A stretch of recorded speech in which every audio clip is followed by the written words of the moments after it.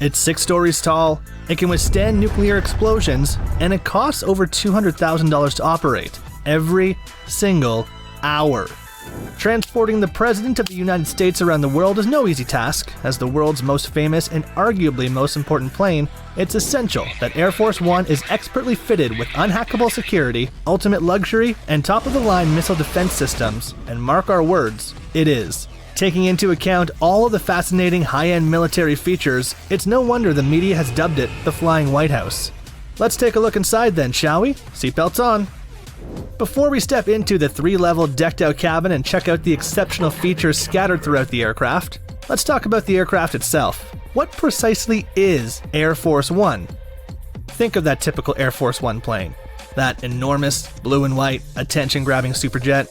All you need to do is admire the American flag on the tail, or the giant United States of America lettering to understand its individuality. There's truly nothing else like it, right? Wrong. In fact, there's something exactly like it. That's because there isn't just a single Air Force One plane. The White House actually owns 2 identical units. They're both highly customized Boeing 747-200B series aircrafts, which carry the tail codes 28,000 and 29,000 respectively. While Theodore Roosevelt became the first US president to fly in an aircraft way back in 1910, it wasn't until 1953 with President Eisenhower that the term Air Force One was officially born, but we'll circle back to that unique moniker in a jiffy. In 1962, JFK became the first to fly in a jet specifically built for presidential use, a modified Boeing 707. The plane's designer, Raymond Loewy, chose the renowned baby blue as the main color. Why? Because it was Jackie Kennedy's favorite, and of course, because it matched the colors in the presidential seal. Since then, the illustrious wings have transported everyone from Obama to Nixon, Reagan, Trump, and everyone in between. The current pair of Boeing jumbo jets were inaugurated in 1991, back in the George H.W. Bush era. Fitted with sublime security and comfort features, it should come as no surprise that these planes don't come cheap. Trump reportedly reached an informal deal with Boeing to cap the price for 2 new Air Force Ones at $3.9 billion. Yes, with a B. Boeing even stated that Trump had, quote, negotiated a good deal. However, according to the Defense Department's first formal report, that cost is considerably higher. The Pentagon will need to shell out $5.2 billion for the updated pair. In general, the 2 planes sport the same structure as a regular commercial Boeing 747. They're enormous, as long as the city block, and about 3 times as tall as a giraffe. Each boasts 4 engines, which provides 56,700 pounds of thrust apiece, catapulting the plane to a top speed of nearly 700 miles per hour, about 10% shy of the speed of sound. Not only can it fly fast, but also far. On a single full tank, which carries 53,611 gallons, these planes can fly halfway around the world. Air Force One also cruises higher than the average airliner, at 45,000 feet instead of 30,000 feet. Contrary to popular assumption, Air Force One doesn't specifically refer to this Boeing or this identical one. In reality, Air Force One isn't technically a plane, it's just a name and a reference point. If the president strapped into an F-22 Raptor, for example, for the duration of his flight, that Raptor jet would be the new Air Force One. Evidently, it doesn't even have to be a transport plane or a luxury Boeing. If he was seated in a B-2 Spirit stealth bomber, then that would be the new Air Force One. Make sense? The name is simply the radio call for any Air Force vehicle holding the president. All crew and all air traffic controllers are made aware of this for the purpose of avoiding confusion with any other planes in the area. This way, the safety of the president's plane is able to be prioritized at all times. If the president rides on an Army aircraft, it's dubbed Army One, while a Navy aircraft is referred to as Marine One. The name system was first used in the Eisenhower days when the plane moving the president confusingly had the same call sign as an Eastern Airlines commercial flight. They were both flying in the same airspace, which immediately prompted the need for a new and improved system. Like a normal Boeing 747, the most common presidential transport planes are fitted with 3 separate levels. But as you're about to see, the inside of the Air Force One jets don't resemble commercial 747s in any way, shape, or form. As we work from bottom to top, the lowest level typically serves as cargo space, the middle level is the main passenger area, while the upper level is dedicated to the complex communications equipment.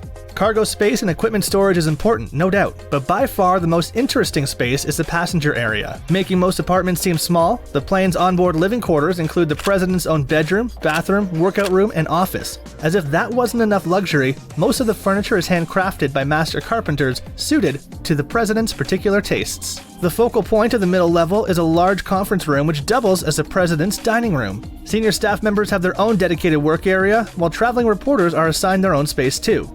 All up, the mammoth-sized jet can comfortably hold 70 passengers and 26 crew members. Despite the decent understanding we have of the layout, even visiting politicians and high-level journalists are forbidden to access some parts of the plane. This means that besides the general description of what's inside the plane, nobody except the president and his staff know precisely how these pieces fit together. What we do know, however, is that the president isn't being dealt a bag of stale, oversalted peanuts for lunch. On board the plane, the crew provide 24-hour first-class service, which includes a mouth-watering, high-quality menu. Dedicated chefs prepare whatever the president is craving. That could include unique dishes or some good old-fashioned fast food. Don't believe us? See for yourself. Past meals have included everything from KFC chicken to Caesar wraps, steaks, taco salads, and fresh salads. You name it, and a dedicated chef can whip it up. In total, the crew is equipped to feed about 100 people at a time, and the storage area holds as many as 2,000 meals. Unlike the preparation process for regular airline meals, when buying the presidential ingredients, the White House staff need to select markets at random, do groceries undercover, and never source from one location twice, all in order to protect the president from the threat of a deliberate poison attack. If, however, something does go horribly wrong 45,000 feet up in the sky, Air Force One is decked out with all the essential medical equipment. The dedicated medical room has a fold-out operating table in case emergency surgery is needed, plus an extensive pharmacy, a defibrillator, oxygen, and much more.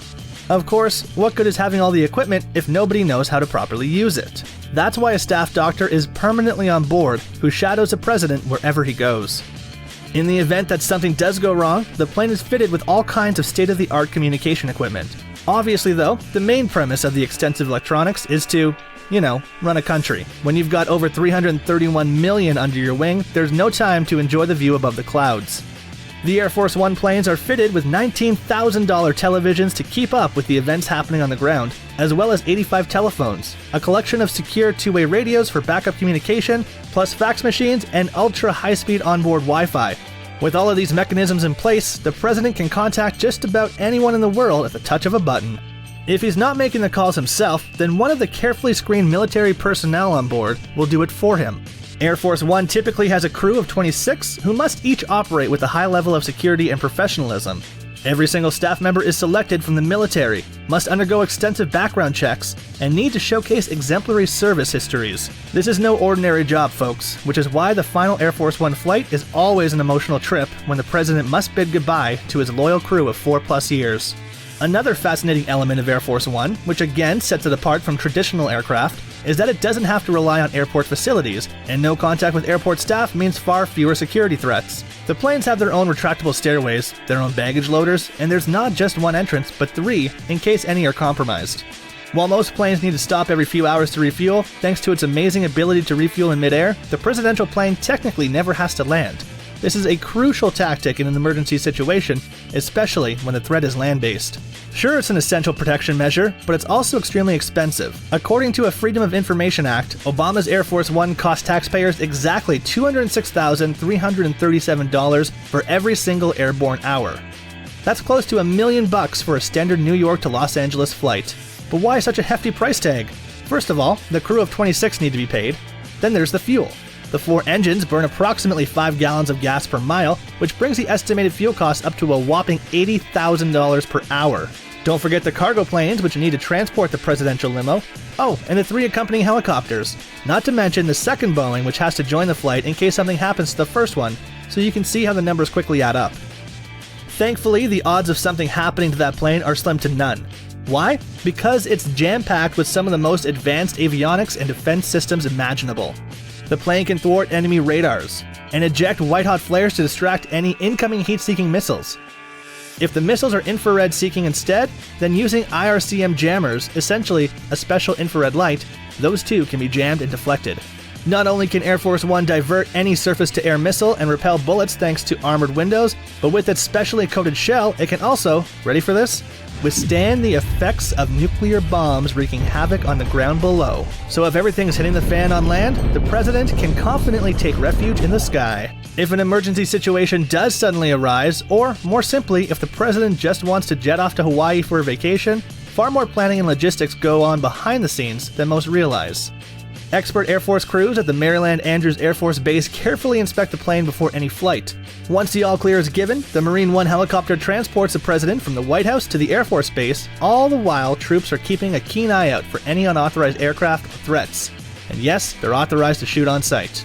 Just before the presidential Boeing takes off, a number of cargo planes depart, carrying the president's bulletproof, weapon-loaded motorcade.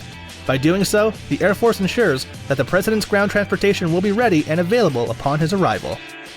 Is 200 grand per hour too expensive to keep this bird up in the air? Let us